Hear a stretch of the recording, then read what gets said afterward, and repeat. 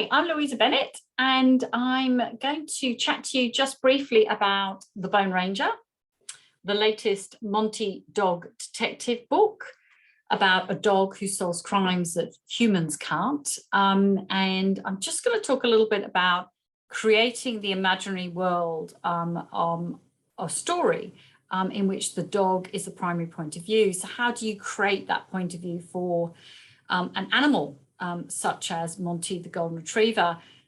So first of all, I was really lucky because I am the owner of two Golden Retrievers who are the inspiration, particularly Pickles, who is now 12 years old. And some of the quirks and idiosyncrasies and talents indeed that Monty as a dog detective has are based on observing my own dog. So I think one of the first tips is, if you're going to create a world, try and do some research, base it on as much as possible on what you know, and then create the imaginary bits around that. So you've got a base that is set in reality.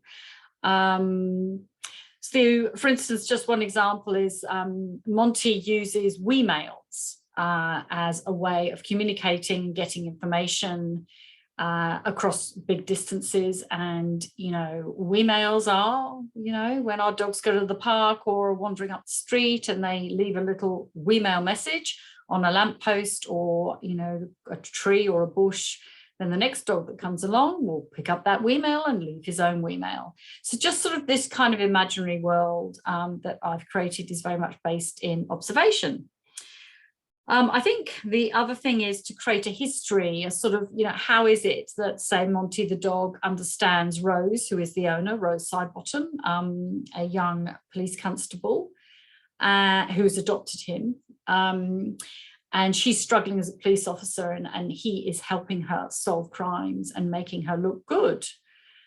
So, how do we explain how the fact that, the relationship between the two of them, and how does he understand what she's saying, and why don't we as humans know that dogs actually really do understand us? So I need to create sort of a reason for this and a world in which dogs actually really do understand everything they say.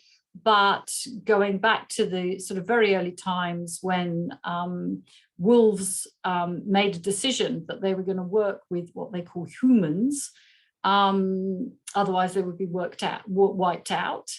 And so the packs, the dog packs, the wolf packs that decided to work with humans and obey them are the dogs that we know today. And the ones that rebelled and lived wild in the forests all over the world are the wolf packs. So it's creating just sort of a bit of a history and an understanding there that I hope has been fun for readers. And I think the other thing that is fun with sort of creating a world, and this is what I really love, is creating sort of reasons for comedy as well, because The Bone Ranger is humor. It's a humorous mystery. And so there is a big misunderstanding, not a serious one, but a big one between Rose and Monty about washing his bed cover and his favorite yellow fluffy toy duck, which he absolutely hates. And he runs into the garden and he buries it so that he hopes that she can't find it. And the same with the bed and the bed cover. To actually wash a dog's bed is a terrible thing to do, because the smells all over those beds, which we humans might not like, are actually how they restore their memories. And so, with all those different smells, they can sniff them and they can revisit all those memories. And that's how they hang on to all the history and the memories. So that explains why dogs don't like you washing your bed. So, that's just, as I said, some of the things that I've done in The Bone Ranger. I hope you really enjoy it. And thank you for listening. And I hope, to see you soon when the next book comes out. Thank you. Bye.